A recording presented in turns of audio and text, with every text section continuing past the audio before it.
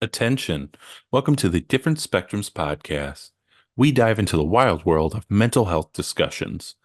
Get ready for profound talks, a sprinkle of humor and sarcasm, and a touch of colorful language. Just a quick heads up, our show reflects our individual opinions, which may not align with the standpoint of the podcast, our featured guests, or any related corporate entities. Our mission? To illuminate through laughter and satire because everyone needs a good chuckle. Chill out and don't stress over the small stuff. Legal troubles? No, thank you. Cancel culture? Please spare us. We'd rather keep this space lawsuit free. So buckle up, have a good time, and join us as we navigate the vibrant realm of mental health on the Different Spectrums podcast.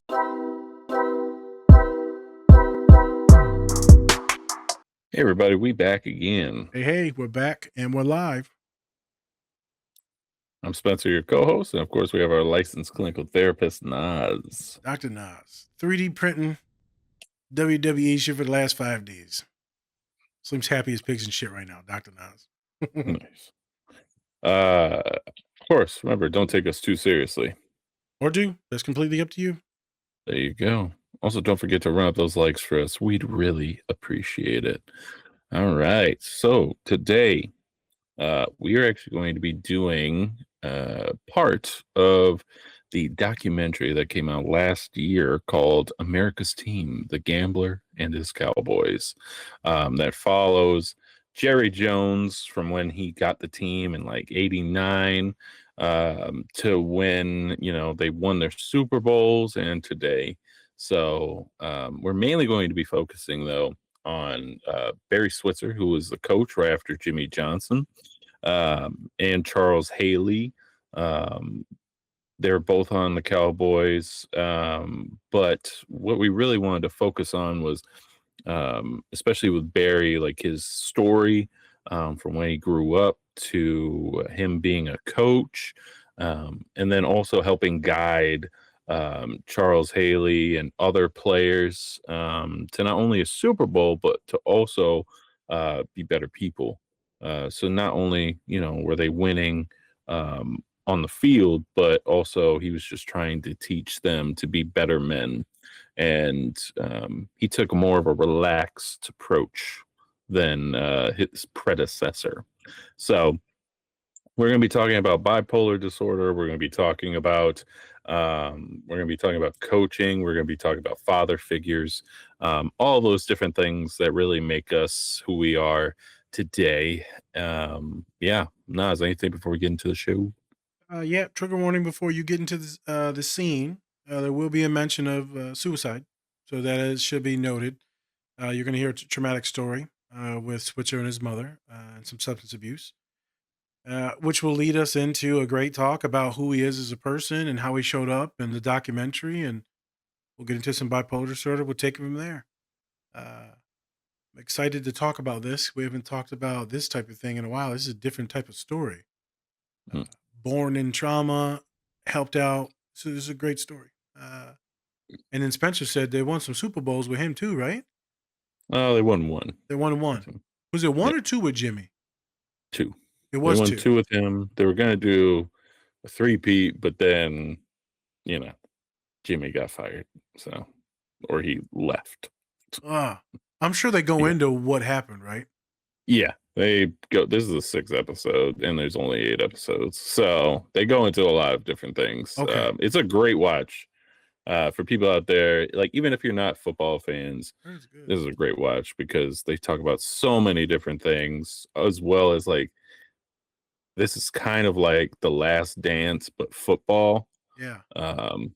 It's definitely a must watch if you haven't seen it already. Did it come out this year or last year? August 2025. I thought it came out in the summer. Yeah. Okay. Yeah. All right. Let's get into it. Let's talk about a whole bunch of stuff today. Whoop whoop. Whoop whoop. There it is. If we don't get a Super Bowl, you gonna keep Barry Switzer?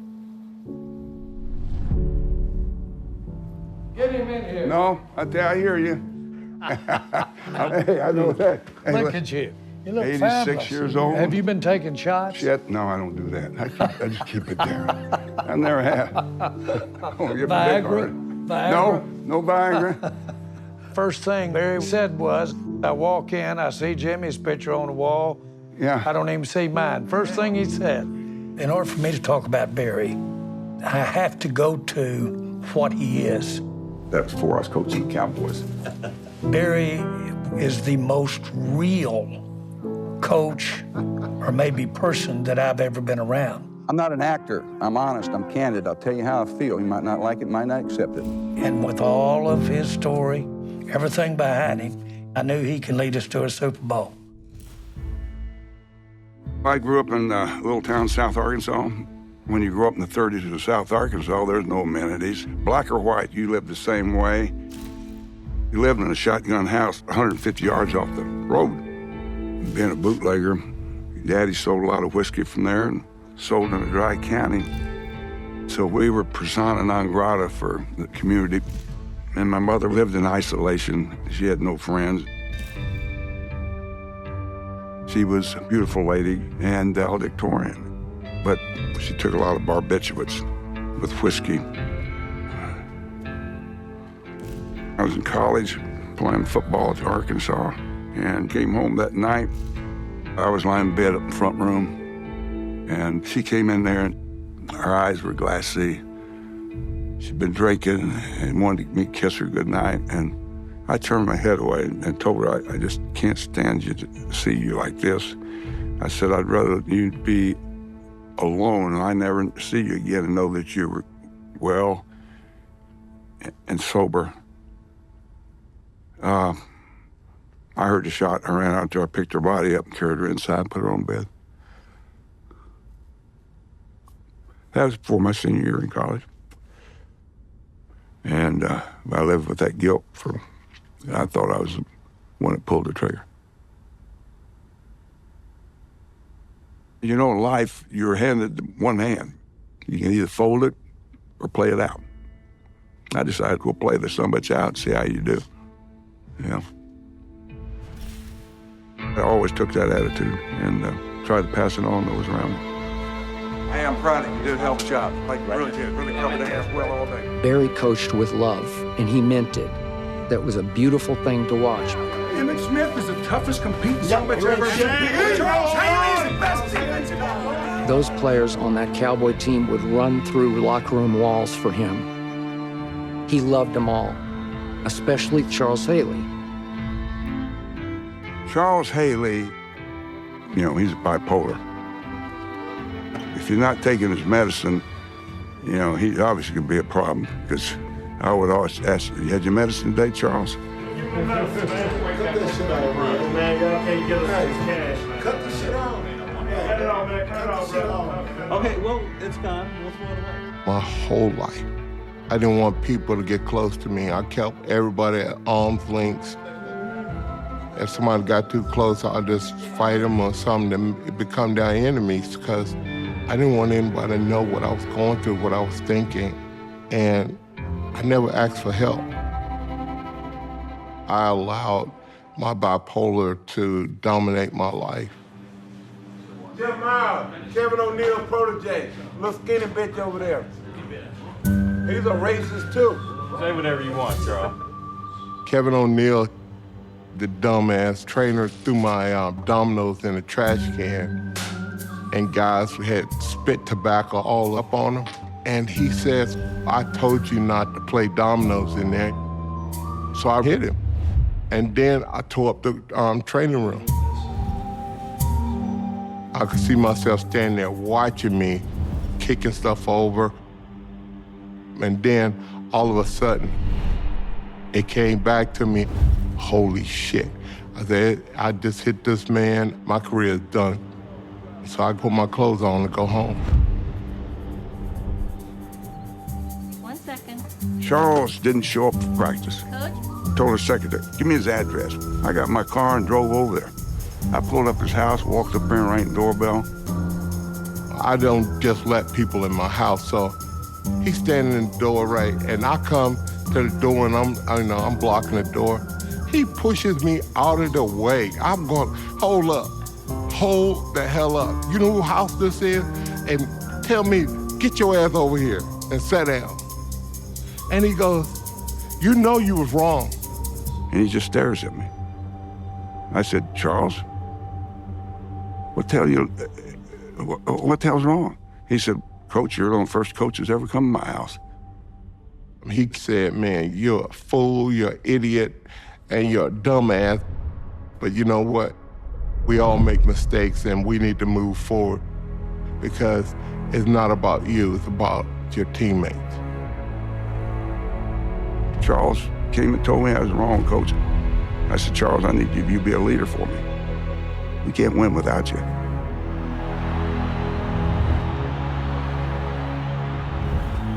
He was more than just a head coach because I saw him for who he was. You get to know Barry, it's impossible not to like him. It's just impossible not to like him. I don't think he has a bone of animosity in him, any ill will towards anyone. Just a good old country boy. Deion Sanders. Really starting to get into it now. This is something. And the Cowboy team is earning it today. Barry Switzer not only was a good coach, he's a good man who truly cared about us. The amount of respect that he gave everybody, it was unheard of. Barry took relationships to new heights for me. I love you, man. He was my friend. Head coach, but he was my friend. The Cowboys took it up another notch, 30-11 over the Eagles will now face the Green Bay Packers. Hey everyone, before we get into the show, please check out our collaborator, Bubs Naturals. They sell a variety of health and wellness products, including collagen peptides, MCT oil powder, coffee, apple cider vinegar gummies, and other amazing products. Go to bubsnaturals.com and use our code DSP20 to get 20% off your entire order. And with that, let's get into the show. All right, and we're back again. Hey, we're back and we're live. Thank God I'm alive. It's been a rough fucking week. I don't know about y'all, but motherfuckers been sick as hell in Indiana. People been sick over there, Spence? People are sick everywhere, man. Measles is coming back. So. Oh my God, I saw that shit. Which is hilarious because then the White House is like, you guys should get vaccinated. And you're like, I thought that wasn't a good thing. I thought we weren't supposed to do that. I don't know. Makes no sense. Oh, well, it's like some of the biggest outbreaks since they cured it in like 2000. I seen, man. I was like, what is happening? Very smart. Very smart. Hey, you know what? You need to... Do your own Who research. needs vaccinations, right? Who needs them? Oh, wait, we do. I've been immunized, like Aaron Rodgers, immunized. Yep, that's right. All you have to do is get in the TP. TP? You're good. Yeah, didn't he do that? Like he did that drug. No, what did he do? No, he went into like what is it called? It's like deprivation therapy or whatever. Yeah, the fuck. he did that. He Where did some turns off all the ayahuasca. lights. Yeah. And then turns off the lights and thinks he's cured. But I think that he immunized. He did the hydrochloroquine or something like that. Or something. I don't know. Probably. I don't want to get cussed out again for spreading lies about the administration. You know, some guy could cuss me out on YouTube. You know, well, whatever. Well. Just make a couple jokes. Sensitive ass motherfuckers. Protected pedophiles. But all right, let's get into the show. Sorry. There you go. All right. So this documentary, like I said, is based around Jerry Jones buying the Dallas Cowboys back in '89 for $140 million, which you look at it today and it's worth billions. It's actually like I think it's the highest. The highest. If they sold it today, it'd be worth billions. I think like 10 billion or something like that. Something like that. But what they really wanted to show here was not only Jerry Jones and how he got the team to where it was, but also the intricate parts that went into it. Jimmy, so when he first started, he actually got rid of all the staff.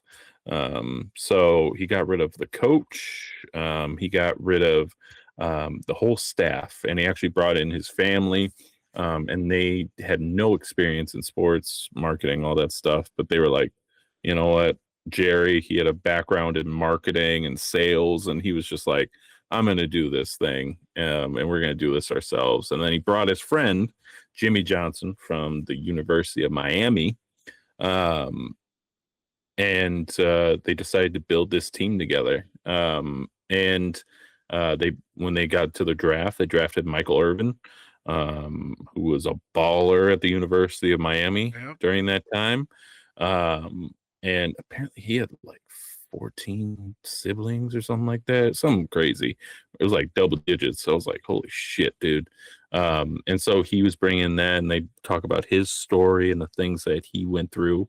And then, of course, they bring up one of the worst fucking trades, or best trades, depending on your point of view.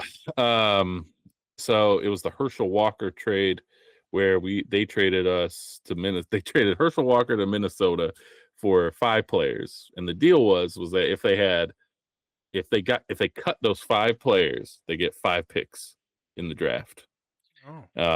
Our GM somehow was just like, you know what? There's no way they're gonna cut any of those players. They cut all 5. They got them, and then they got Emmitt Smith, and a bunch of other great people.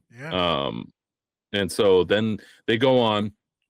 They also drafted Troy Aikman, big time player as well. And so the whole thing was like, they built this thing up, and they won 2 Super Bowls. And then Jimmy and Jerry Jones's relationship soured. And so after winning 2 Super Bowls, they decided to part ways. And from there, he actually went to Barry Switzer, who was coaching at Oklahoma. He actually coached against Jimmy, and lost a few times, but also won a few times against Jimmy as well. But they bring that in, and then from all that, we finally get this story of Barry Switzer and his just his background and where he came from in Arkansas, which is interesting also because Troy Aikman was also from Arkansas, as well as Jimmy and Jerry Jones. They're all from Arkansas. This big Arkansas family. Who the fuck lives in Arkansas? Obviously, some of the richest, best, most talented people in sports. Most talented white man ever. Yeah, pretty much. If you want a talented white man to play football or coach football, you go there to Arkansas.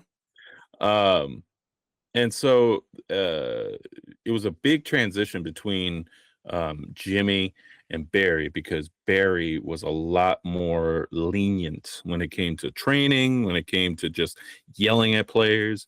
One of the people, and in the clip that we saw a lot of the players being like, I love Barry, like he's great, friendly guy, all that. Troy Aikman did not like Barry at all, because he had to play the bad guy. And he didn't have to do that with Jimmy, because Jimmy would cuss you out or cut you, because they cut a running back for fumbling the ball twice. He cut him on the spot. Damn. Oh, I did hear about that. So it goes to show like this dynamic, and some people want this type of winning and some people want this type of winning, right? Some people want to be just on your ass, just get it done, play at your best, and others really just want you to bring out yourself instead of having them try to do it for you, because at that point you're a grown-ass man. Like, like you're not in college or in high school anymore. You're at this point now where if you need to get that fire and that desire, you kind of need to get it on your own, just a little bit. And not to say that Barry didn't talk well or anything like that when he was talking to his players, but it's more of that thing of just like, if you want that motivation, you already know you want to be the best, so go out and win that Super Bowl. So when we look at this first clip with Barry and him talking about his mom, her taking drugs to kind of cope with her loneliness and things that are barbiturates, as they called it back then. She was also drinking. So obviously she was probably going through some type of depression.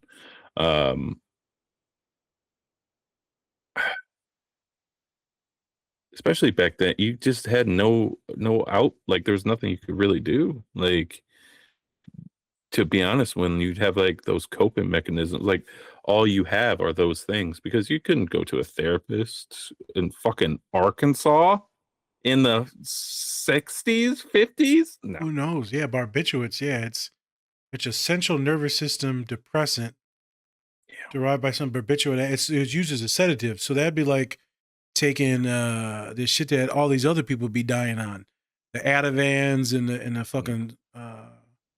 Fentanyl. No, that's different. That's an opiate. What's the one that everyone fucking dies? Xanax and alcohol. They're taking, and so what it does is depresses the central nervous system. They stop fucking breathing. They stop breathing because of the central nervous system depression. Yep, that makes more sense. She was doing that, which is wild, and drinking. Well, yeah, and we're just like, yeah, take this, you'll be fine. Yeah. I just think that, and then you hear about her just, especially like you never really hear about women taking their lives with a gun. Like that's also a rarity. Like that. Yes. That doesn't really happen as much. From what I think, correct me if I'm wrong. Usually, it's either either taking more pills or it's going to be slicing or cutting. Correct. So it's usually more non-lethal things. Yeah. Where men majority is lethal actions where it's almost guaranteed death. Yes. Yeah. And so he's telling this story and he's emotional, even though it's like he's not totally cut off from the moment. It's still there. But he's been living with it for so long that I think it's one of those things where he just lives with it. And he just keeps on. I think he tries to redeem himself through his coaching and through the good things that he does by being there for them, because he knows what it's like to be in situations where you have somebody who's very depressed and even suicidal, which, being that as your coach, I think that's going to actually help a lot of people because it actually brings them to a point where they can actually see some signs and stuff like that and not be afraid to tell you that you need to cut the shit, especially when he was talking to his, so when he was talking to him. So, yeah. What did you think about that first clip, or the whole clip? But like, what did you think about that first part of the clip when you talk about Barry and just his life in general? So that was shocking. When you told me, I was like, what? That's probably not a normal thing a lot of people come back from. Where like he's asked to see it and witness it and he hears it. And he ain't even gone to college yet. Or did he say senior year in college? He said before high school. Before his senior year of college. Okay. So he's still in college. Probably junior year or something like that. That's wild. So you seen him talk about the guilt because he told mom, hey, what are we doing? We need to change. And then she goes and takes her life. Well, I mean, that feels like, one causes two. Yeah. So then you got to live with that. In actuality, he did not cause his mother's deaths, right? A therapist would be like, come on, no. You didn't force her to take the medicine. You didn't force her to do that. You didn't force her to, complete this. But every client I know would think it's their fault because of the things that they said or the things that, even if he didn't say anything, that he couldn't prevent it. So the clients I would see, Spence, would be rumination all the time. They'd probably hear the gunshot and when they're walking around in their sleep. Anytime there's a loud noise, they'd be hypervigilant. They would have different forms of PTSD. Nightmares, There'd probably be a lot of loss in general, just a lot of loss and fear. You see Haley talk about it. Anytime anyone would get close, he would push him away. Mm-hmm. You could see him go down that path. I don't know if Homeboy was a religious dude. I assume the South, maybe old school, maybe leans on faith. I don't know. I don't think he really talks about it that much. He didn't but say I wouldn't be anything. surprised. I wouldn't be surprised, but like, you got to lean on some stuff usually to get out of a shithole like that. That'd be tough. It'd be therapy. It'd be connecting with other people. It would be leaning on other family members. And then what he said, which was the most surprising, I don't know if he thought of this in the moment or later. But like, I need to do something with this. I need to do something with my life. So I could see where he would be suicidal. I could see where he would be depressed. I could see where he would turn to drugs and alcohol. Mm-hmm. I was watching this thing. My client sent me something today. They love sending me reels. And this one is this guy talking about, he's like, a lot of normal people don't just be drinking and getting fucked up. He says, normally not these neurotypicals. There's a lot of these neurodivergent folks that are so overwhelmed, they start becoming addicts because they need it to be normal. They need it to calm the anxiety, the trauma, and all the stuff. I'm surprised that after this trauma, he didn't lean on substances. Maybe he was afraid because of mom. Maybe. But he says exactly what Pops taught me. He's like, hey, man, we're going to play the cards you dealt. You're going to play the cards you dealt. And then as I got older, I said, you're going to play the cards you dealt. For those of you that don't really get that, in poker, you get dealt these cards, or in blackjack, you get dealt these cards, and you get a choice to either play the cards or fold. Mm-hmm. I've played the cards that I was dealt, along all of us do. And I also be finding some extra cards. I what we call cheating. I be cheating. Okay. I be doing my best to take advantage of every opportunity that I can. People would just say you're making sure that you take advantage of the moment. But if that depression gets you and that trauma gets you, you won't take advantage of like all the good things that are getting ready to come. So Homeboy decided to bet on himself and see what happens. Yeah. It's fucking hard to do, bro. Very hard. Yeah. Yeah. And I mean, look what he was able to do, not only on the football field, but also being able to just have some of the greatest athletes of all time just say how much they love him and how he impacted their lives. Which is crazy. Yeah. And, I bet he impacted a lot of other lives as well, not just the superstars, but everyone else too. So good people I think that, yeah. And this really stood out to me really when I was watching it, because I was just like, this story is just like the fact he's being so vulnerable in the moment when he does not have to at all. He doesn't even have to do this documentary, really, to be honest with you. He's like 90 something years old. He doesn't need to do all that. But the fact that he just went out and said, like, you know what, I'm going to speak out about this because it's my story and I want to talk about it. And also, I think other people are also going to be connected to that and feel that, they can have something like this, even though they don't have the exact background of him being from Arkansas and all that stuff, living in the 50s. But he's also going to be able to tell you, like, hey, shit gets really tough, but look what you can do at the end of the day. Resiliency. Yeah, like he could have not done anything at all. He could have folded. And no one would have said anything. They would have been like, yeah, that's fine. It's okay. Yeah, whatever. But he didn't. And you know what? He impacted a lot of people's lives and won a Super Bowl. Like, you can't, like, for football, that's your highest achievement. You get the Super Bowl. You get to put up that trophy.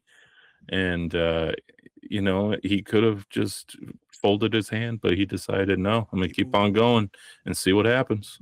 That would be an awesome talk to see how he was able to do it.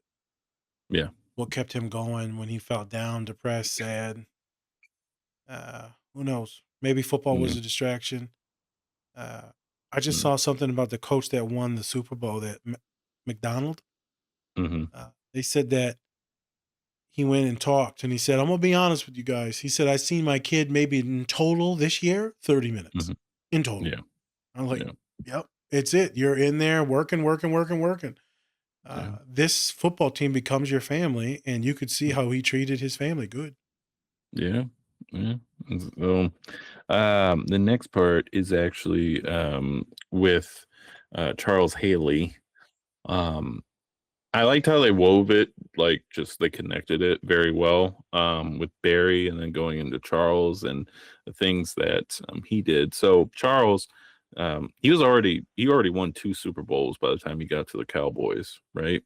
But he was also dealing with this bipolar disorder. Now, with his bipolar, he said he had 3 different type of Charles. He had Charlie, Charles, and somebody else, and Chuck. I think it was Chuck. Okay. And so he would say like Charles is like the cool guy, and then Chuck was like the asshole, and then you really don't want to fuck with Charlie or whatever the fuck. Like, Okay. I can't remember the exact name, so Okay. don't go be there. But he would say that, and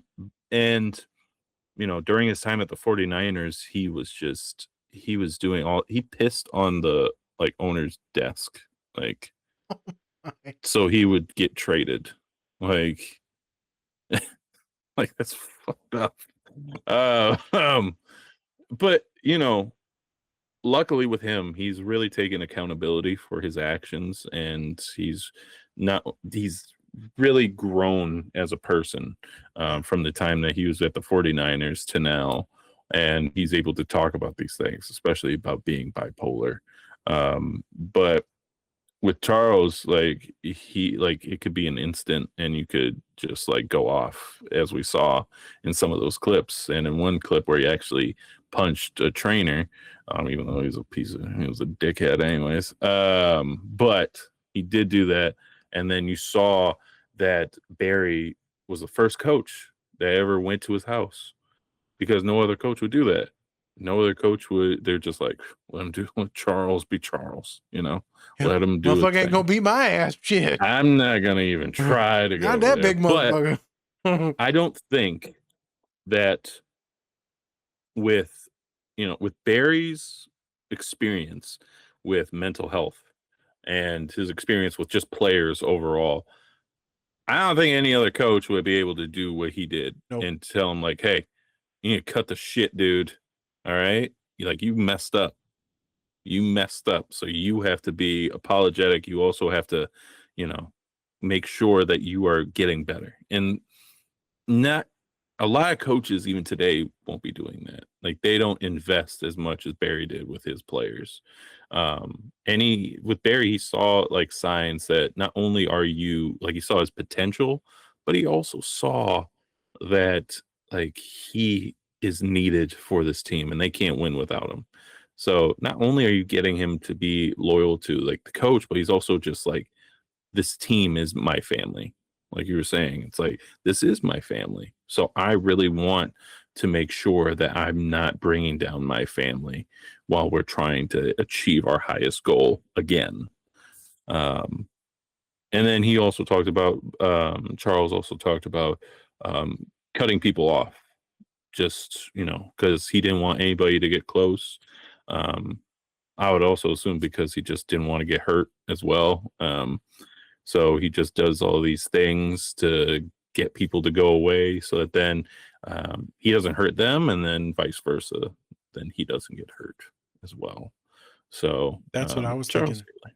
So, Yeah, I was thinking that too, because immediately you saw that he came back to it after he melted down. He was like, oh, I'm fucked. So he packs his clothes and leaves, because he's already in the shame that he just made a horrible accident. And so he goes home, not because like he was angry, because he was like mad at himself and he knew he messed up. So you got no other option. They're going to let me go. I've screwed up something else. Mm-hmm. So I see that a lot with clients, where if they mess something up, it reaffirms that you're a terrible person, reaffirms that you're a piece of shit, reaffirms all the shame and guilt that you feel. And then you end up hurting someone again, and it reaffirms it. And then what do? You just push people away, so he doesn't want to hurt anyone else. So maybe when they get a little too close, he's like, I'm probably going to snap on this motherfucker for something. Let me make sure I don't do it. So I could see him not doing it because he's selfish. because he's trying to protect others as well too. Yeah. He's trying to stop himself from being abandoned or ashamed, but also making sure he doesn't pop off on someone and hurt someone. Yeah. We see him snap on homeboy for the dominoes, which is it's not funny, but it's kind of funny. Well, Can you imagine that fucking trainer had to been like, "Oh, I'm about to die." I wonder if he knocked him out. Was it a clean shot? Like, I don't know, man. I feel like it was a clean shot. He just cold cocked. I mean, the fact that I think the trader got back up, it was like whatever. So he must have hit him like he could have hit him like in the stomach or some shit to be like, "Yo, who knows? It's not gonna. Who knows?" But I think this also goes to show with football, especially back in the 90s, like you had to have a certain mentality on the field, and that's a hard thing to get rid of just out of nowhere, right? Like, yes, he's bipolar, but also like you have to get in this mentality of like, I'm going to destroy you, Damn near kill you. or else, you could get cut, you could be sent away from the team, all that stuff. And they're like, oh, he doesn't have the passion for it. It's like, bro, I'm trying not to like kill anybody here. And so I think that was something that plays a part in sports too, is like you have to get in like these negative spaces in order to play, or at least for some people in certain positions, you really have to get into a certain mentality, or else you're going to get your ass whooped. He's playing defensive line, so you really have to go through big ass motherfuckers, especially in the 90s. They did whatever in the 90s. They poke your eyes out. Like they would punch you, Tons poke of your roids eyes, too. stomp on your feet with their cleats and Anything could stuff. happen back then. Anything could happen. They did not give a shit. It was Pulling out the beautiful. kendo sticks from WWE. Yeah, just trash cans all over the place. Well, It was, intense. It was, but it was beautiful. So beautiful. So what's interesting is though, but the dominoes thing is funny, but also you can see a lot of neurodivergence too in that, like, hey, this is this thing. This means a lot to me. I love playing dominoes, and then you're gonna take this shit away from me. There's one thing I like doing with everyone, my family. Yeah. Who the fuck do you think you are? Right? I could see a lot of people losing. I could see autistic people losing it. You take that one thing that's always there, and you're in the training room just kicking it with the boys, wrapping up the injuries. I could see him tweaking. I could see my other clients tweaking for lesser things. I've seen other clients tweak for less things. Also, like, it's tough, right? It's like, I don't want to defend the trainer, but it's also like, you have to have, like, as a trainer or anybody in that situation where you're not the star player, like, you have to have, like, a certain mentality of, like, I'm not trying to get fucked with. And easily you could get fucked with because you're not the biggest guy in the room. And so, a bunch of shit talking, a bunch of You like, trying to other shit. maintain, professionalism. Yeah, you have to do that or else you're going to get fired, because if you hurt like a star player, your career is over. Yeah. So, there's a lot of shit that a lot of people have to take. And when you're faced with certain things like, oh, well, he broke this rule, so I'm going to be even more brutal. I'm going to be an even more asshole. So then you have to put that in there, and then this is what happens. Then you get retaliated on. Pops off. And so everybody wasn't great in that situation. The trainer was probably an asshole, maybe a racist, could have been. I don't know. He did say that, didn't he? He did. But like, I don't know. Who knows? But he could have been. And, and then you also have like Charles Haley, who's like, fuck with my shit. I'm gonna fucking go off. And you're like, whatever, Charles. I'm gonna put these dominoes in the trash can. And then he snaps, and you're like, oh shit, he was true. So He was good. Bipolar, unmedicated can be dangerous. Yeah. Right? Can be dangerous, can cause those mood swings quickly, can shift quickly. Some of you listening could be bipolar. Some of you might have been already diagnosed bipolar. Maybe it's just ADHD. Maybe it's just autistic. Who knows? But those rapid mood changes can happen. It's not always like you see on TV where it's like, a week, 3 weeks, 4 weeks of mania, like you're lost in space for 5 weeks. I think on Shameless, the mom would be like lost for like 3 months and then she'd be depressed for like another 3-4 months. That is one version. A lot you're going to see the Bipolar 2, which we're going to have Spence maybe read some stuff here in a second. You'll see a lot of Bipolar 2, which is not the intense mania, the intense one, Bipolar 1. That can get you hospitalized pretty quickly. I could see if Haley wasn't in like a good setting like this with medication, maybe it would be Bipolar 1. Don't know. But bipolar is a scary thing, man. If not medicated, unchecked, it can lead to a lot of trouble. So, Yeah. oh, go ahead. So I'll just read off. Yeah, let's do some education about this just to let people know like what the hell this is. Yes, education time. So reading off from the Mayo Clinic, which is a reputable source for any medical advice. No, it's not. I get mine off of Wikipedia. All right. I get mine straight from Robert Kennedy. Jesus. No more vaccinations, folks. Sorry, no more vaccinations. Bipolar 1 disorder is you've had at least one manic episode that may come before or after hypomanic or major depressive episodes. In some cases, mania may cause a break from reality. This is called psychosis. Yep. Anything between there? No. All right. No, you're good. Bipolar 2 disorder. You've had at least one major depressive episode and at least one hypomanic episode, but you've never had a manic episode. What? So mania is like full blown, like your volcano erupt manic. Boom, boom, boom, boom, boom. Hypomania, you're a little bit below it. Some shit going on, right? There's some mania coming out in spurts, but it's not like holy shit, like I'm psychotic. There you go. And then we also have cycleothymia. You've had at least 2 years or 1 year in children and teenagers of many episodes of hypomania symptoms and periods of depressive symptoms. These symptoms are less severe than major depression. So it's really getting down, right? It's down once another peg there. So if you go lower in the disorder, then you have less symptoms than say like with one. Less symptomatic, less intense symptoms. Yep. And then other types. These types include bipolar and related disorders caused by certain drugs or alcohol or due to medical conditions such as Cushing's disease, multiple sclerosis, or stroke. So you could see some folks that look a little bipolar because they're anger outbursts.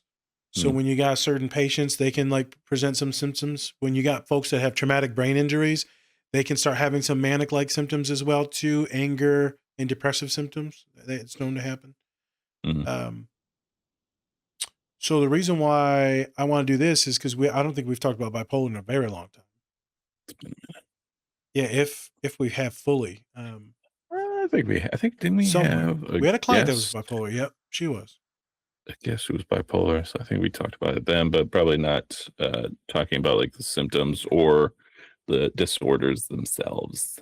So Mr. Haley looked like at least bipolar 2, because there was the manic episodes, the big mood changes. He could last a little bit long, but he didn't look like he was hospitalized, but he definitely did a lot of wild shit. Also, with that, I mean, the team wasn't gonna. They weren't gonna arrest him. No, it's too good. They needed him on the field, so they were not gonna hospitalize him. Yep. So some of the behaviors get excused. You see the mania, which is be stated as like they call it like grandiose. So that's when you think you're the best, you're awesome, you're fantastic. Could lead into some psychosis where you think like you are God, Jesus, like you think you're like these amazing, amazing things. You will see hypomania being more like just more confident, very, very confident. You'll see hypomania, maybe you're not sleeping. that, well, maybe it's 1 or 2 hours a day. Maybe it's only 1 or 2 hours in like 3 days. The key here is, well, a lot of ADHD and autistic people, now I don't never sleep. It's different. They don't sleep and then they're not tired the next day. Like they feel fantastic. They feel fantastic. Your ass doesn't sleep. You feel like dog shit. You feel like dog shit when you sleep. That's not it.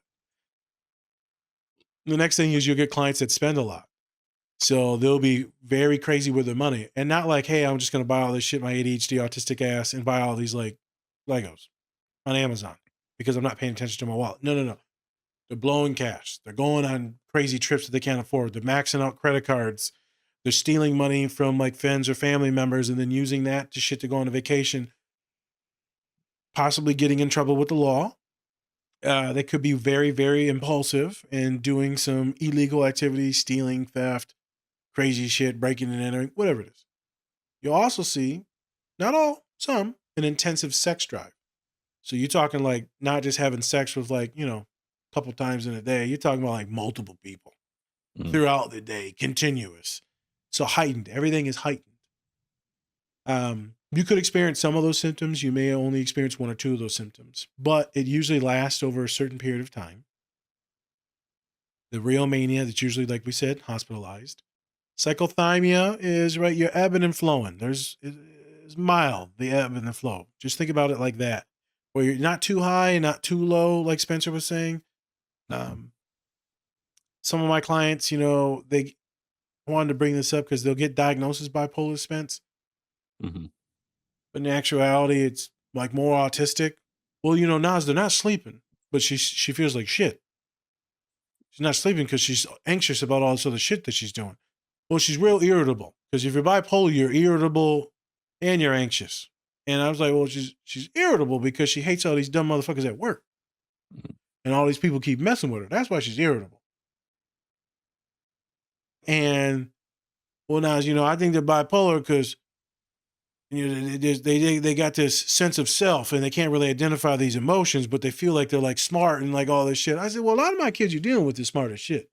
You're the VP of a hospital. You're running your own clinics. Like you're smart. You should be able to talk some shit. And so they're not being grandiose. And I think racism comes into it sometimes on how we're labeling people and how they talk, Black women specifically. And then my girls, they'll get labeled autistic just in general, because of a lot of the physical symptoms that they talk about, the restlessness, not being able to sleep. Maybe they'll talk about a little bit of dissociation. Spencer brought it earlier, like where they feel out of it or they snap. So that's where Haley would snap into these different people. They're like, oh, that's bipolar. I'm like, oh, she's dissociating because she's having a fucking panic attack and she's deregulating. So, hey, maybe you are bipolar if you're listening. But make sure that you're having really, really, really good consultation with your therapist or your doctor to make sure that you're not being overly medicated, because the medications that you're going to get for bipolar disorder are going to be sedating. The regular one, the normal one, is going to be called Seroquel, very sedating. People will take it at night, can cause weight gain. You're going to have Risperdal in there, lithium in there, Latuda is going to be in there, Abilify could be in there. There's a lot of them. A lot of them are going to be very, very sedating. So my clients don't want to take it. Bipolar folks hate taking medicine. Why? Because they like the mania. And they don't like being dragged all the way back down the earth. It's very hard to medicate someone who has bipolar disorder. Things that should be avoided, bipolar disorder, if it's truly yours. Crazy amounts of drugs. Watch out in psychosis. You're doing any type of stimulant. So cocaine.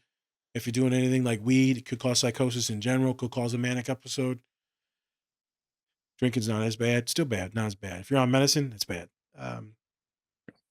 Anything that can make you hallucinate could be bad.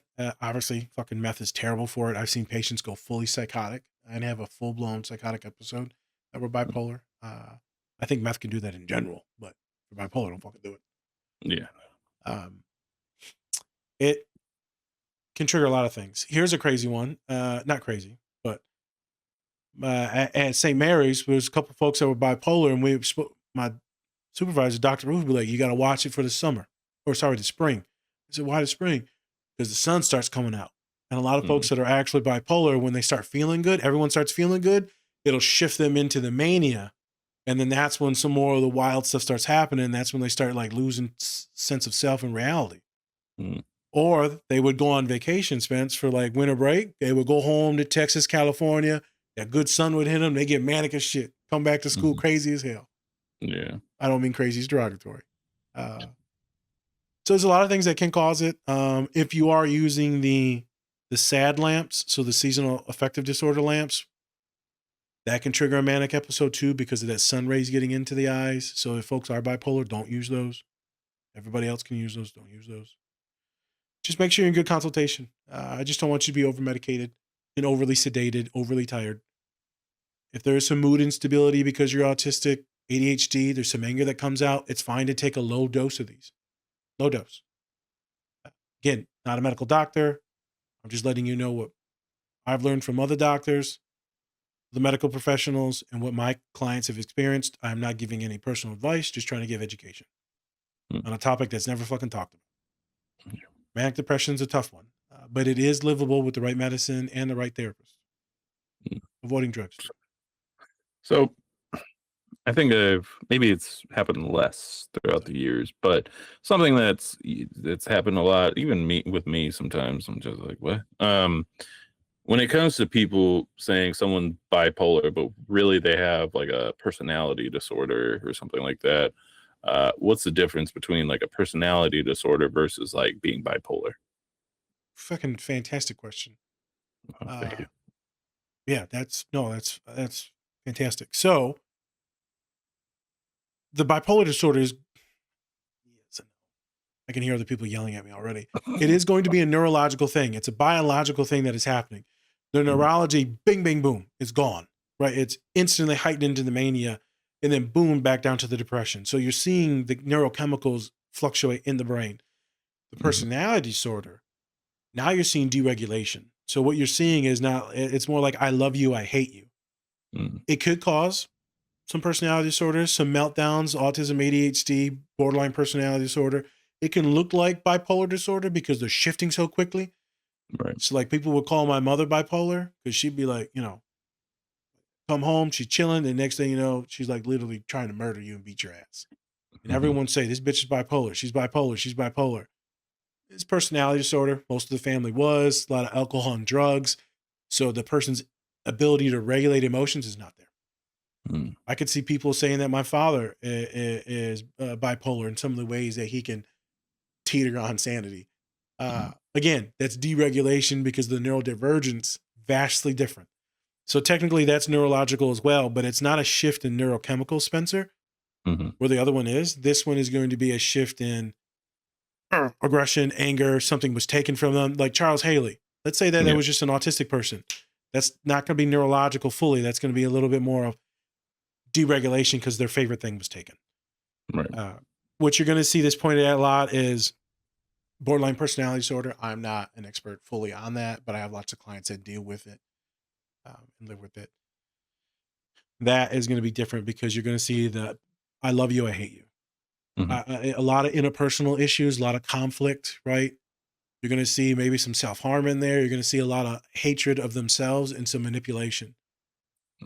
Bipolar folks aren't going to be doing all those things. Maybe there'll be some interpersonal conflict because the drugs, anger, aggression, vastly different. Borderlines, they say they are on the borderline of neurotic and psychotic.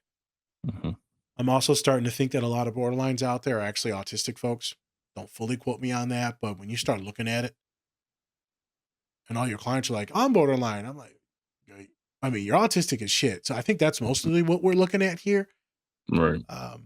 People will say borderline is biological from your family or the personality disorders from family, but it also usually comes back to trauma. So let's say homeboy Barry Switzer, traumatic event happened. He could have developed a personality disorder and like shut in. Instead, he had this defense mechanism where he was trying to give and love, and he was trying to make something out of his pain. If that was someone that was possibly bipolar, you're going to see a lot of oscillating, in their mood. Good question. They are different. They are not similar, but you can see the ups and the downs. And so when you get a neurodivergent person and they got some personality shit, Spence, they're not sleeping for a couple days. Right. Fuck you. You take my ass. I qualify as fucking borderline or bipolar sometimes. I actually worry that I'm bipolar sometimes. Because like I'll be not functional through November and December. Couldn't post anything, couldn't do any work. I stopped doing the 3D printing, burned the fuck out. And like 2 weeks ago, I was like, I feel pretty good. I had one bowl of chicken and fucking rice. I'm like, I feel pretty good today. I don't know. I love me some rice and chicken. But then all of a sudden I can lock in. My dad's like, what the hell's going on? I just knocked out like 30 chores I've been putting off for like 3 weeks. There's shit all over. There was shit everywhere in the family room. Everywhere. Boxes, tables I didn't put together. Is stupid. In 2-3 days I knock it all out. Can't sleep. That's burnout. That's my autistic being burned out. I needed a break. Vastly different than bipolar disorder. There you go. Be cautious. Black and brown folks, be cautious. Don't let them put that label on you, because then everyone puts that label on you. Then the police put the label on you, and then it can get even bigger and more blown up. And now you're as crazy, when actually you're probably just neurodivergent. Certain things are causing it. Okay. Fair enough. Yeah. And I think, man, if he didn't have football and he wasn't on the Cowboys, man, Who knows, brother? who knows what would happen with him, you know? We a big black dude. Yeah. They were covered, like, you know, they saw you, be like, oh, you're a cowboy. Like police, they'd be like, oh, you're a cowboy. You're fine. Do whatever. You're cool.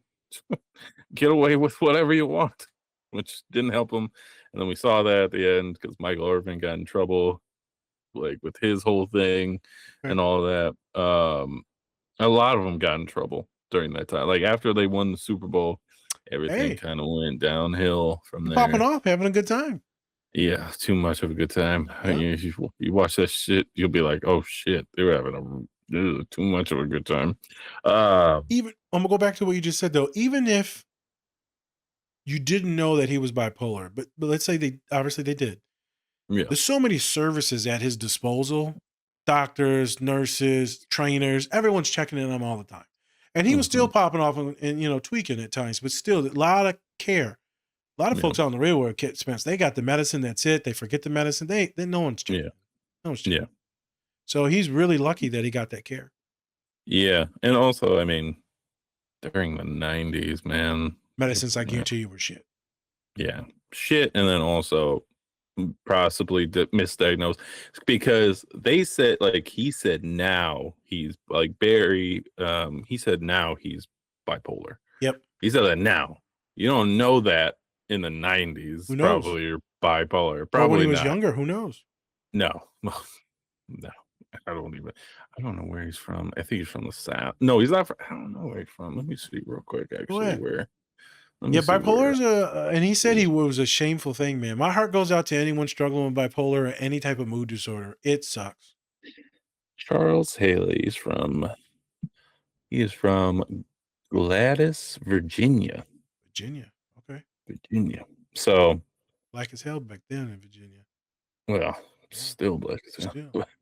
They live in shacks. Fucking one time went to Virginia. Fucking mountains and shacks for homes, and you're just like, just living in the hills. Okay. All right. This is minor town right here. Yeah. So you have Charles Haley, Super Bowl winner. We'll say when he's a Super Bowl winner, where he's at like his highest of highs, right? You got the highest of highs. You have him in there in your room talking to him, Charles Haley, and he's at the highest of highs, but he's also kind of at like lowest of lows too, because he's doing all these things. They sent him into your office after he did this incident, right? What would be some things that you would say to him or say to somebody who is black or brown that is in this situation, who maybe not has those highest of highs, who's not in the Super Bowl, who's not on the Dallas Cowboys? What is something that you would tell this person just going forward? For one, I'd be like, "This is a big motherfucker right here." Yeah. God damn. Nice Super Bowl rings. Nice. I look at my assistant. Said this one's gonna be short. I told you no more coloreds. Oh my God. Jesus. Yeah. We're gonna get your ass whooped. I know, 100%. So real talk, I would be shocked by the size. Even though I'm a big boy, these are Goliaths compared to me. Goliaths. literally gladiators. So they sat down, Spence. I'm not going to lie, Barry Switzer did it perfect. It's some firmness in there, but it's a lot of like, hey, man, I'm here to help you out. I'm here to help you help the team out. I know you're going through a lot of shit. I don't know exactly what's going on. I'm here to make sure you don't get in trouble. I'm here to make sure you don't get arrested. I'm here to have your back. Team pays me. I don't give a fuck what the team says. I'm not going to tell the team nothing. I've had these conversations with athletes before. I don't give a fuck who the coach is. If they want to talk to you, they're going to have to sign some releases, and they're going to have to, I'm going to let you know what I'm going to tell them. I'm not going to tell them anything you don't let me tell them. One thing. Go ahead. Would you, since, he would probably tell you about Barry and like what he said, would you include Barry in like somewhat of a conversation, not only like giving updates, but maybe have him there also as something to like, just be a part of like a little bit of the conversation? Or is it just like one-on-one, boom? It's if he wants it. But since he thought of him like a friend and like a dad-like figure, yes. I assume that he would be like, I would ask him, is there anyone that we trust that we can use that I can communicate with just to check on you? Obviously, you're watching the games and stuff like that at practice. Right.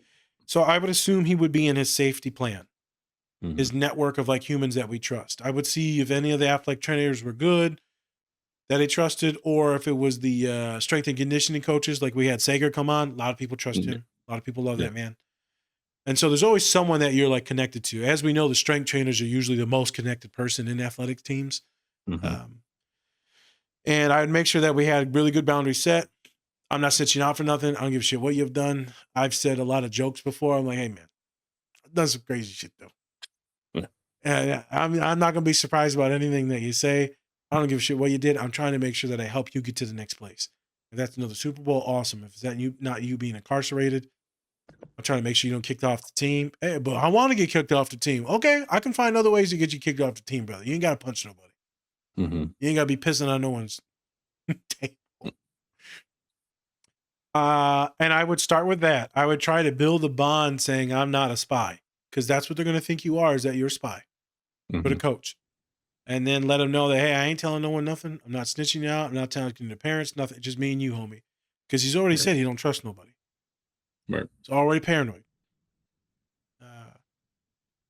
And after that, I would introduce who I am a little bit, why you should trust me. So background, heritage, from the hood, this and that, played football. And then I would start treating him like Barry, like, hey, I'm not here to shame you about nothing. Barry already handled that. You already know you did something wrong. It's in the past. What got you there? What happened? I just had this happen with a client recently, Spence. Tweaked the fuck out. Bunch of shit happened. Police getting called. Fuck, it's horrible. Everything's fine. But it's horrible that people have to go through that. Right. I don't give a shit what happened. What got you to that point? Well, this motherfucker took my dominoes. Oh, okay. So have you popped off before when someone's taken something like this? Have you had other altercations with him? Was something going on during the day, homie? Like, was it a bad practice, baby mama drama? Like, who knows? Did someone say something? Did you hit something in the car? Was it not maybe your food? I would look to see if they were overstimulated in any other way, Spencer. Because he wasn't just angry that day. Could have been bipolar. Doubt it. Homeboy was probably in there just chilling. Wanted to go get his dominoes, his routine. Freaked out. So then after I figured out what caused the overstimulation, the freak out, whether it was bipolar, neurodivergence, other, didn't matter. Then I would try to help him figure out how to stop it when you feel it coming. Oh, shit. So if someone takes something from me, I'm probably going to get angry. If I'm in these loud places, maybe I'm going to be a little anxious. If I'm around this one asshole that I don't like, I should know that I'm going to be more anxious. Maybe I need to take my medicine as a precaution. Maybe I need to figure out ways and how I can get out of these places. After that, I would talk about what can you do other than physical altercation. As someone that's been violent and enjoyed being violent, because it feels good to hurt people because the way I was hurt in other ways. So it feels good. I'm not ashamed to say that. But I'll never do it again. But in the time it did, it's fucking fantastic for people that deserved it. To be very clear. As how do you is kind of like different version. But on Friday when he takes the gun, usually use your hands. No hands. Let's use your fucking mind. I I don't give a shit if you think you're only an athlete. You're smart as shit. Somehow you got yourself to this position. You're winning Super Bowls. You know all these plays. Let's use your intelligence. Let's win. Let's make some more money. Let's feed your family. That's where I would go. I would triage it, start all the way back, and then by the time we're gone, I'm here to make sure you continue making money. You don't put yourself in harm's way. You don't get locked up, and you protect your family and the generations behind you. Well, I ain't got no kids. Well, motherfucker, you got other family that you could take care of. Or I'm here to make sure that your ass doesn't get into some crazy situations even on the field. That's where I would go. Okay. I would lean in on my swag or professionalism as needed. I would assume the swag will be different with a defensive lineman than it's going to be with the quarterback. Yeah. Yeah. You know, I'm just telling you the swag I would give Haley. This is all based on like Haley's personality. Yeah. I think that, there's going to be a big difference there, especially since, you know, you're in the mud. You're in the mud. He's cut different. Yeah. Oh, yeah. He cut different. Yeah. So you got to talk to him like a grown-ass man, but also with kindness and respect. Mm-hmm. But I am 100% here to help you. And obviously, I'd bring Barry in based on what you said. That's a fantastic idea. A few other folks. I can make it work. Mm-hmm. If he's truly bipolar, there'd have to be medicine involved, though. You can't just therapize bipolar. There needs to be medicine. Yeah. Yep. Yeah. Because it's your brain. It's your brain that's doing all the chemical imbalances and stuff like that. So if your brain goes perfect, Spence. If your brain goes ziggity boom, the therapy's not getting in there. Just like if you got really horrible OCD and ruminations, those of you that have those intrusive thoughts. I don't give a fuck how much therapy you got with intrusive thoughts. Without medicine to calm it down, you're not able to stop it. Shoot, you can't just be mindful. Yeah. Let it flow through you. I wished my illness away. Let me just feel my feelings. My clients, when I say feel your feelings, like, fuck you, no. Feel the force. Feel it. No. One girl today, I said, girl, and then one day you're going to take medicine. One day you're going to you have to take it because your body's literally dying. Mm-hmm. I finally got this fucking kid just to go to the doctor, Spence, to get a blood panel. Yeah. It was all fucked up. Just like I thought. It was all fucked. And go figure, they got diabetes too. I'm like, ain't this a bitch? Yeah. Thank God I know about diabetes because found it. Pause. If any of you are medical professionals that is fucking listening to this, you should know the warning signs of multiple things like high blood pressure issues and diabetes. So when your clients report to you like, hey, I'm super thirsty. Hey, I'm passing out. Hey, I'm puking. Refer immediately. Peeing a lot. Refer me. Did you have a history of diabetes in your family? Just because you're a fucking mental health care practitioner doesn't mean you should know about physical illnesses. That's true. Even I know about physical. Spence, you would have been able to seen this a mile away. You would have been like, that's not normal. Usually, if you're really thirsty all the time and then also you're peeing a lot, that's usually the thing, as well as if you're passing out. But like that's like, you're really bad. But yeah, usually it's that. It's a giveaway. I was like, yeah, we're literally going to the doctor tomorrow. We're doing it. Crazy thing is during that COVID time. Oh, sorry. When my mom passed away, Salim was freaking out. I didn't realize that his diabetes had gotten so bad because I can't tell that he's pissing much more, right? I'm not paying attention to how often he pisses, and he doesn't tell you, hey, I'm drinking a lot. Yeah. And so it skyrocketed. He almost went into a coma when my mom passed away. And then everything was good. Got on one of those shots called Trulicity. COVID happened. Same shit. Skyrocketed. Now we're in the hospital in the ER again because he's fucking puking. I'm just looking at him. He's looking at me. What's wrong? I'm like, the doctors literally said you're going to die. And I can't. And my dad's at the house. And I'm just like, I can't take this shit. Everyone, you should know the borderline symptoms. If you can get CPR certified, a lot of classes are free at the Red Cross. Go do it. Go do it.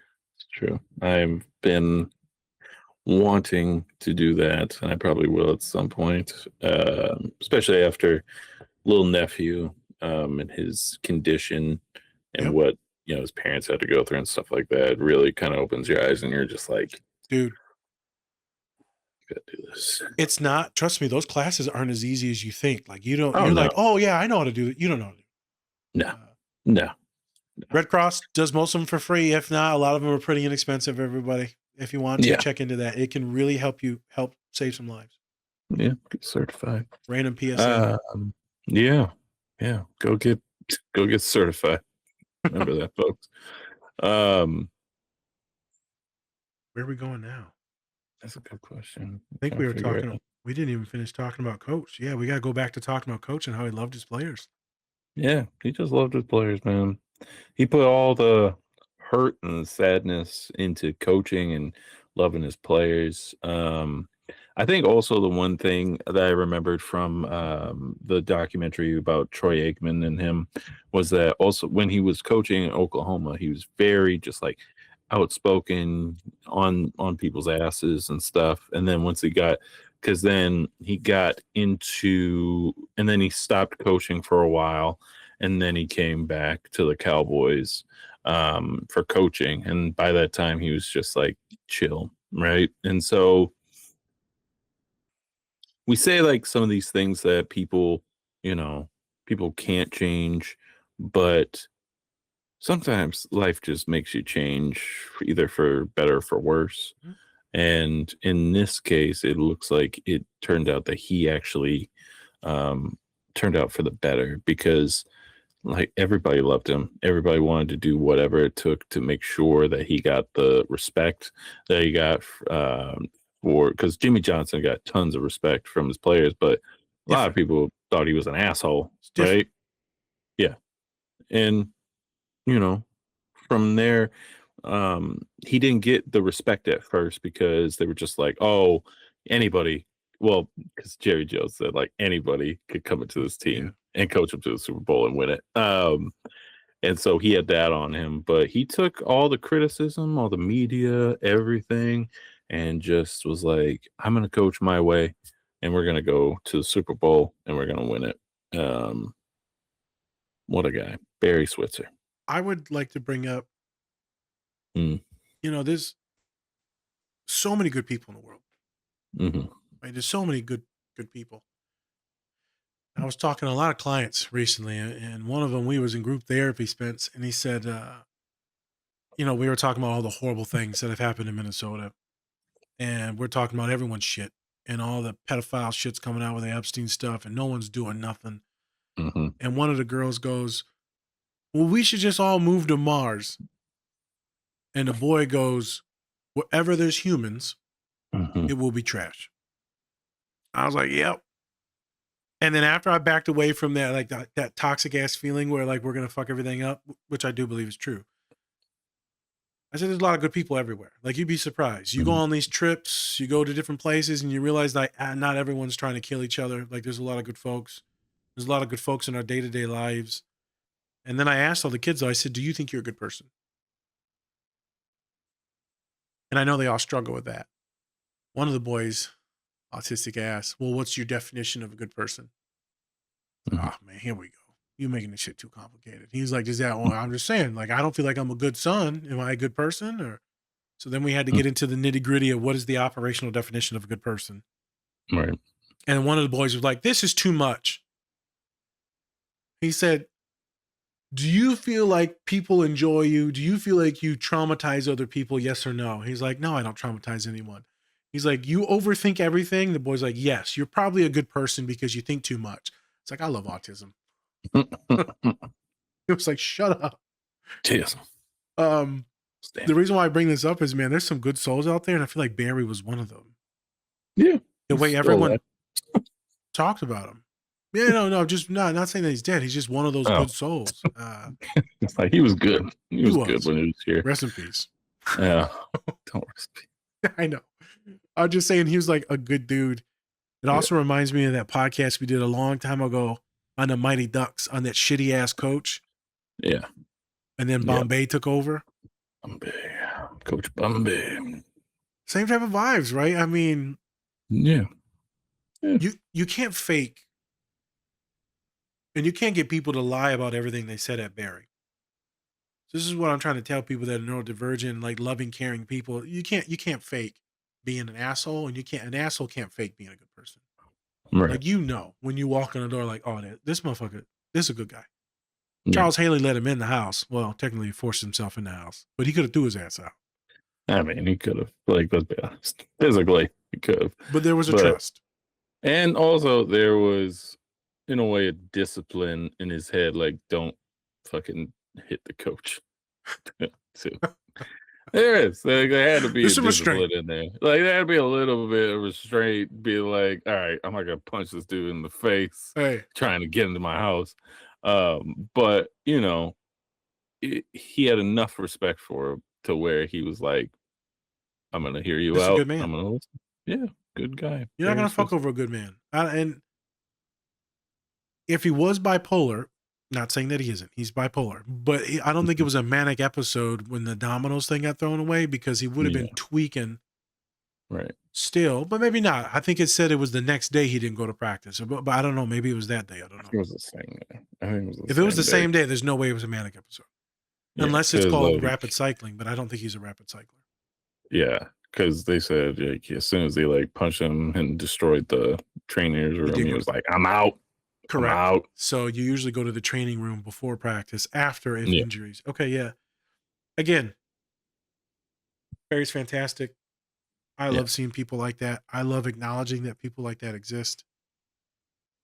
I always try, when everyone sees all this horrible, depressing shit in the news, and me and Spencer laugh about how horrible things are and all the stupid shit that Mhm. people say. There's a lot of fantastic people. There is. There is. And I think we get a little polluted like that sometimes, because we get too locked in on that fucking internet. Yeah. It's true. It's true. It's crazy. It makes us hate each other. And all the news, it's all rigged now. The news, every social media, it's all rigged to make everyone hate everyone. This shit's crazy. I mean, it's been rigged. It's been rigged. And then, It's been rigged. It's just now it's like they're different rigging.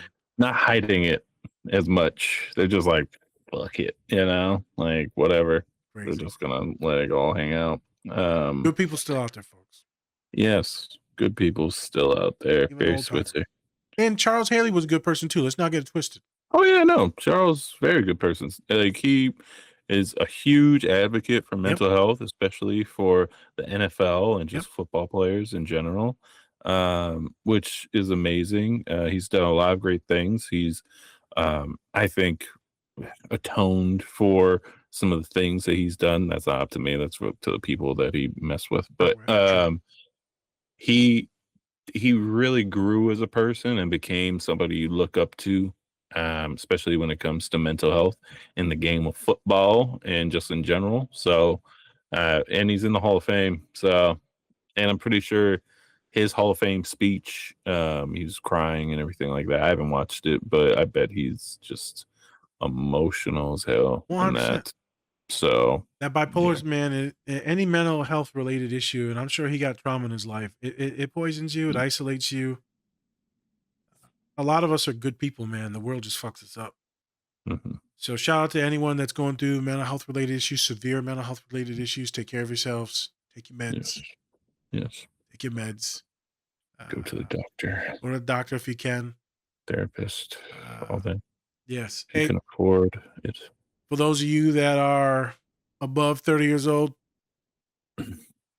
go get your doctor's fucking appointments. Go fucking get your hair checked out. Go get your poop shooter checked out if you need to. That's right. Get that finger up your butt. Get that prostate and that colon checked out. Folks. The reason why I bring that up is, like, Colin had another weird episode where he had to go to the emergency room. Want a finger up his butt. Yeah, and so I gotta tell the story. He had a doctor's appointment on Monday. Sorry, Tuesday. So he missed work. So I call him.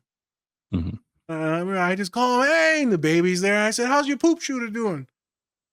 He's got someone redoing his flooring, and the white guy doing his flooring looks up, goes, what? It was so embarrassing. Yeah. I never felt gayer in my life. That was the gayest I felt. I swear to God. That was the gayest moment. Well, not the gayest moment, but that was the gayest in a while. You've been pretty gay. Oh, I've throughout kissed our a man friendship before, so there. it's been pretty gay. Yeah. Yes, slept with a man. It's fine. Many times. I mean, hey, just gotta do what you gotta do. I said I was your poop shooter. I'd He rather literally sleep on the floor, but hey, that's he just me. started laughing. He literally just started laughing. was wild. Okay. All right. Well, get your checkup. Everybody, go check out America's Team, the Gambler, and his Cowboys.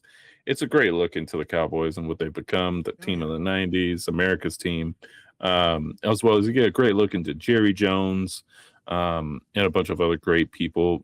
George Bush is in there because, of course, Love Texas. Yeah. Also, oh, God. Texas. They love Texas. And so go check it out. I'm not a fucking Cowboys fan at all. I already know, like, Packers people are just like, fuck you. I'm not watching that shit. It's the worst time of our lives. We them boys. Yeah.